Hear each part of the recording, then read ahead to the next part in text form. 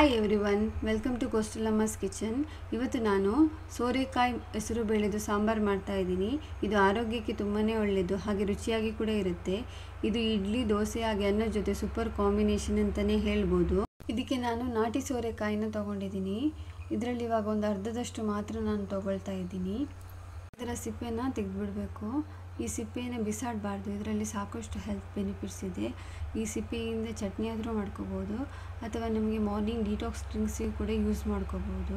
ನಾನು ಇದನ್ನು ಹಾಗೆ ತೆಗೆದಿಟ್ಕೋತಾ ಇದ್ದೀನಿ. ಇದರ ತಿರುಳನ್ನು ತೆಗೆದ್ಬಿಟ್ಟು ಸಣ್ಣ ಸಣ್ಣದಾಗಿ ಕಟ್ ಮಾಡ್ಕೊಂಡು ಇಟ್ಕೋಬೇಕು.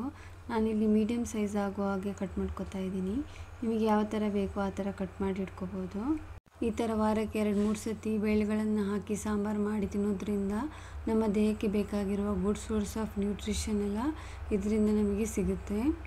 ಇದನ್ನು ಈ ರೀತಿ ಸಣ್ಣದಾಗಿ ಕಟ್ ಮಾಡಿ ಇಟ್ಕೊಂಡ್ರೆ ಸಾಕು. ಸ್ಟವ್ನ ಮೀಡಿಯಮ್ ಫ್ಲೇಮಲ್ಲಿ ಇಟ್ಕೊಂಡು ಇದಕ್ಕೊಂದು 4 ಟೇಬಲ್ ಸ್ಪೂನ್ ಆಗುವಷ್ಟು ತೆಂಗಿನ ಎಣ್ಣೆನ ಹಾಕ್ಕೊಳ್ತಾ ಇದ್ದೀನಿ. ಎಣ್ಣೆ ಬಿಸಿ ಆಗ್ತಿದ್ದ ಹಾಗೆ ಒಂದು ಅರ್ಧ ಟೀ ಸ್ಪೂನ್ ಆಗುವಷ್ಟು ಜೀರಿಗೆ, ಹಾಗೆ ಒಂದು 2 ಚಿಟಿಕೆ ಆಗುವಷ್ಟು ಓಂಕಾಳು, ಹಾಗೆ ಒಂದು ಸ್ವಲ್ಪನೇ ಕರಿಬೇವಿನ ಎಲೆಯನ್ನು ಹಾಕ್ಕೊಳ್ತಾ ಇದ್ದೀನಿ.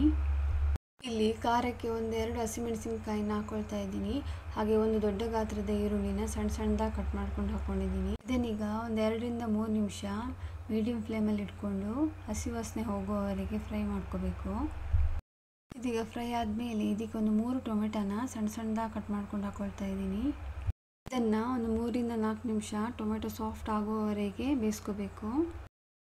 ಇದಕ್ಕೆ ಒಂದು 1/4 ಟೀ ಸ್ಪೂನ್ ಆಗುವಷ್ಟು ಅರಶಿನ, ಹಾಗೆ ರುಚಿಗೆ ತಕ್ಕಷ್ಟು ಉಪ್ಪನ್ನು ಹಾಕಿ ಒಂದ್ಸತಿ ಚೆನ್ನಾಗಿ ಮಿಕ್ಸ್ ಮಾಡ್ಕೋಬೇಕು. ಆಗಲೇ ಉಪ್ಪನ್ನು ಹಾಕೋದ್ರಿಂದ ಟೊಮೆಟೊ ಬೇಗನೆ ಸಾಫ್ಟಾಗಿ ಬೇಯುತ್ತೆ. ಟೊಮೆಟೊ ಸಾಫ್ಟ್ ಆಗ್ತಿದ್ದ ಹಾಗೆ ಕಟ್ ಮಾಡಿಟ್ಕೊಂಡಿರುವ ಸೋರೆಕಾಯಿನ ಹಾಕ್ಕೊಂಡು ಒಂದ್ಸತಿ ಚೆನ್ನಾಗಿ ಮಿಕ್ಸ್ ಮಾಡ್ಕೋಬೇಕು. ಇದಕ್ಕೆ ನಾನಿವಾಗ 1 ಕಪ್ ಆಗುವಷ್ಟು ತೊಳೆದಿಟ್ಕೊಂಡಿರುವ ಹೆಸರು ಬೇಳೆನ ಹಾಕ್ಕೊಳ್ತಾ ಇದ್ದೀನಿ. ಇವಾಗ ಒಂದ್ಸತಿ ಚೆನ್ನಾಗಿ ಮಿಕ್ಸ್ ಮಾಡಿಕೊಂಡು ಒಂದು 2 ನಿಮಿಷ ಹಸಿ ವಾಸನೆ ಹೋಗುವವರೆಗೆ ಬೇಯಿಸ್ಕೋಬೇಕು.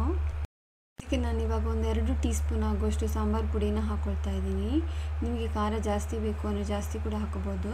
ಇದು ನಾನು ಮನೆಯಲ್ಲಿ ಮಾಡಿಟ್ಕೊಂಡಿರುವ ಸಾಂಬಾರು ಪುಡಿ. ಇದರ ಲಿಂಕ್ ಬೇಕು ಅಂದರೆ ನಾನು ಡಿಸ್ಕ್ರಿಪ್ಷನ್ ಬಾಕ್ಸಲ್ಲಿ ಹಾಕಿರ್ತೀನಿ. ಇವಾಗ ಇದಕ್ಕೆ ನಾನೊಂದು 6 ಕಪ್ ಆಗುವಷ್ಟು ನೀರನ್ನು ಹಾಕ್ಕೊಳ್ತಾ ಇದ್ದೀನಿ. ಇವಾಗ ಇದನ್ನು ಒಂದ್ಸತಿ ಚೆನ್ನಾಗಿ ಮಿಕ್ಸ್ ಮಾಡಿಕೊಂಡು ಉಪ್ಪು ಕಡಿಮೆ ಇತ್ತು ಅಂದರೆ ಇವಾಗಲೇ ಸೇರಿಸ್ಕೋಬೋದು. ನನಗಿಲ್ಲಿ ಸ್ವಲ್ಪ ಉಪ್ಪು ಕಡಿಮೆ ಆಗಿರೋದ್ರಿಂದ ನಾನು ಸ್ವಲ್ಪ ಉಪ್ಪನ್ನು ಹಾಕ್ಕೊಳ್ತಾ ಇದ್ದೀನಿ. ಇವಾಗ ಮುಚ್ಚಳನ ಮುಚ್ಚಿ ಒಂದು 2 ವಿಜಿಲ್ ಆಗುವವರೆಗೆ ಕೂಗಿಸ್ಕೋಬೇಕು. 2 ವಿಜಿಲ್ ಆದಮೇಲೆ ಸ್ಟವ್ನ ಆಫ್ ಮಾಡಿಬಿಟ್ಟು ಕುಕ್ಕರನ್ನು ತಣ್ಣಗಾಗಲಿಕ್ಕೆ ಬಿಡಬೇಕು. ತಣ್ಣಗಾದ್ಮೇಲೆ ಮುಚ್ಚಳನ ತೆಗೆದ್ಬಿಟ್ಟು ಸಣ್ಣ ಸಣ್ಣದಾಗಿ ಕಟ್ ಮಾಡಿ ಇಟ್ಕೊಂಡಿರೋ ಕೊತ್ತಂಬರಿ ಸೊಪ್ಪನ್ನು ಹಾಕ್ಕೊಳ್ತಾ ಇದ್ದೀನಿ. ಇವಾಗ ಇದನ್ನು ಒಂದ್ಸತಿ ಚೆನ್ನಾಗಿ ಮಿಕ್ಸ್ ಮಾಡಿಕೊಂಡ್ರೆ ರುಚಿಯಾದ ಸೋರೆಕಾಯಿ ಹೆಸರು ಬೇಳೆ ಸಾಂಬಾರು ರೆಡಿಯಾಗಿದೆ. ಸರ್ವ್ ಮಾಡೋಣ. ನೋಡಿದ್ರಲ್ಲ ಎಷ್ಟು ಈಸಿಯಾಗಿ ಕ್ವಿಕ್ಕಾಗಿ ಈ ರೆಸಿಪಿನ ಮಾಡ್ಕೋಬೋದು ಅಂತೇಳಿ. ಐ ಹೋಪ್ ನಿಮಗೆ ಈ ರೆಸಿಪಿ ಇಷ್ಟ ಆಗಿದೆ ಅಂತ ಅನ್ಕೋತೀನಿ. ನಿಮಗೆ ಇಷ್ಟ ಆದಲ್ಲಿ ಲೈಕ್ ಮಾಡಿ, ಶೇರ್ ಮಾಡಿ, ಹಾಗೆ ಸಬ್ಸ್ಕ್ರೈಬ್ ಮಾಡಿ. Thank you.